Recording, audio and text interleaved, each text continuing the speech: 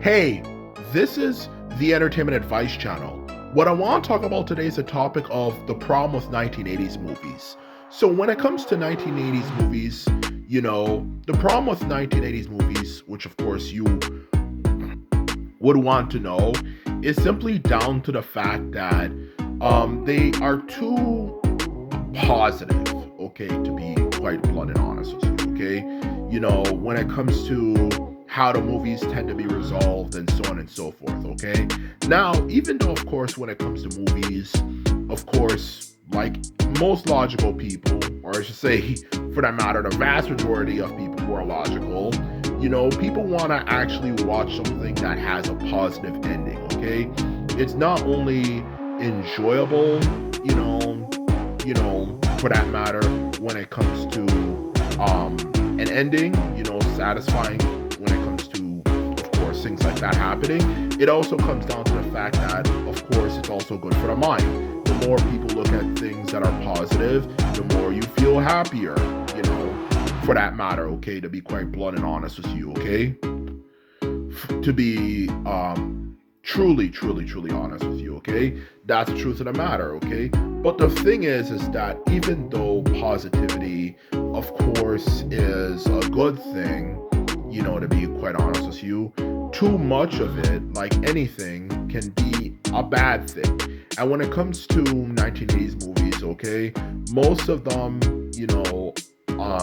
are too predictable. And not only are they too predictable, for that matter, okay, when it comes to how they're done, it also kind of encourages countercultures, more specifically certain types of people to start kind of coming around, which I'll get to later on. But first and foremost, let's explain the problem with,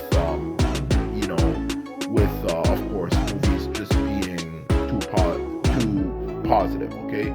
I'll get to that one later. So now let's continue on, of course, discussing the problem with making movies that are too positive. And the simple answer to that question when it comes to making movies that are too positive, is that it's obviously less enjoyable, okay? Like when you watch 1980s movies, okay, let's be honest, the vast majority of them, especially the most popular ones, you already know how it's going to end in the end of the day. It is extremely predictable. And as a result of it being extremely predictable, it's like I already know exactly word for word what's going to happen in the end of the day, okay? They're going to defeat the villain, everything works out, and so on and so forth, okay, to be quite blunt and honest with you, which even though, of course, that's good, you still want to have some degree of unpredictableness, sometimes things don't work out, sometimes, of course, in other words, to translate that in the best way possible, things don't work out, okay? When it comes to how the movies work, okay? And what I mean by that, to be more precise, if you don't understand what I'm trying to get at, is that when it comes to movies overall made, there should be a certain percentage of movies where things don't turn out well, okay? Maybe not necessarily the villain wins, but the thing is that maybe the good guy wins, but he ends up dying, or things don't turn out the way he wanted them to turn out, because it creates a better balance, okay? Instead of it being like how movies were like in the 1980s, where like 99% of the time it had a good ending, there should at least be a better balance where it's like 90, maybe 80% of the time it's a good ending, so it kind of balances it out more, instead of just having it 99.9% of the time the good guy wins. It's a very predictable ending, everything turns out the way you expect it to turn out, because it kind of makes it a bit boring, besides, the truth of the matter, at the end of the day, even though, of course, let's be honest, the majority of movies that are made, people, of course, will want a good ending to happen, and of course, logically, it makes sense for the majority of movies to have a good ending, okay? But you want to have some degree of a bad ending, if anything, okay? At least maybe like a 10 to 20% ratio or something, to kind of spice things up a little bit, instead of just making it boring and generic and kind of irritating, And I'm not saying 1980s movies, they all suck. I'm certain there's good ones. It's just that all of them are just so predictable, and that's kind of the problem with it, okay, when it comes to 1980s movies, okay. So that's my first point. And the second point, that and this one is definitely a more serious one, which of course, definitely needs to be discussed, because oh god, Lord have mercy, I hate people like this, which of course are, the whole edgy people, oh my goodness, I hate those people so much, not even funny. Yeah, those type of people, okay.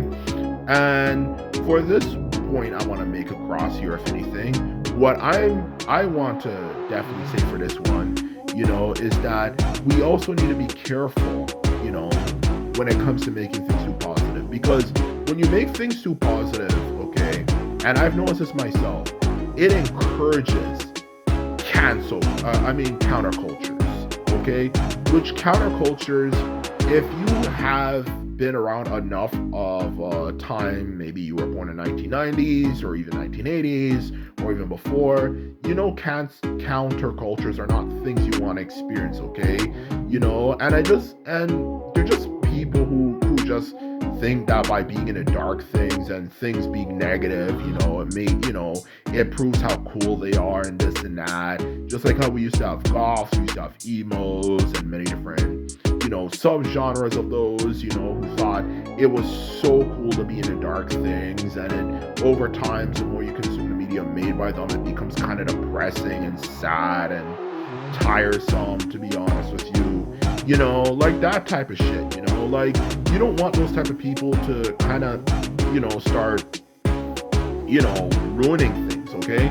And that's what I'm trying to say, and why I hate, when people try to make things too positive all the time, because it encourages people to start, wanting things to be negative, and then that becomes a trend, and then the majority of movies you watch are negative and have a negative ending, which is what I'm trying to get across here. Okay, because the truth of the matter is, of course, since movie theaters, of course, even though they do ignore, a lot of things, to be quite blunt and honest with you, okay, like most of the things people have to freaking say, you also have to take in consideration they sometimes still do listen to people. And if maybe it's trendy for movies to be negative and have a negative outcome, of over time, that might become a trend, and the majority of movies become negative. Just like why there's so unnecessarily such a high proportion of superhero movies, because a lot of people wanted that because it became popular. And that's what I'm trying to say, though, in honesty. And that's exactly the reason why I hate, when people make things too positive, okay? Because the more you make things too positive, the more likely, of course, as a result, it becomes trendy, too negative, my bad. But yeah, like I was saying, you make things too negative, it becomes trendy, and then it just becomes more depressing, and it just gives you more crappy stuff to think about. And that is the honest truth of the matter. So in short, that's why I hate it, okay? And if you haven't read the description, the point of this video is to be a lesson, on, of course, what you should not do when you, of course, are creating movies, okay? It's supposed to serve as a moral lesson, okay, as to the problem with making things too one-sided for anything, okay? Balance does not necessarily need to mean 50-50%, like 50% of movies things are positive, 50% of movies things are negative, but there at least has to be at least a better ratio, the majority will be positive, but at least a certain degree of negativity, when it comes out of movies end. So you balance things out better, like a percentage ratio, okay? That's what I mean. So in short, some of what I was trying to say just now, balance does not necessarily need to be 50-50 for it to be a good balance. And that's what I'm trying to say here. And that is the point of the video when it comes to the problem with 1980s movies, is that they're just too, for that matter, positive. It's very cliche, whether it could come down to how good the experience is, and of course, as well, preventing certain types of people from fucking ruining everything. To be quite blunt and honest with you, those are the reasons, that 1980s movies, are problematic, because, I'm not saying that they all suck. There's definitely a lot of good ones. It's definitely better than how movies are today. But when it comes to the way they are made, when it comes to the ending, that is very problematic. And that is the truth of the matter, okay? So anyway, this is my video. This is all I have to say. I hope you enjoyed it. And just remember, if you like this video and videos like this, remember to thumbs this video up and hit the subscribe button. And that's all I have to say, and simply put them out. So bye.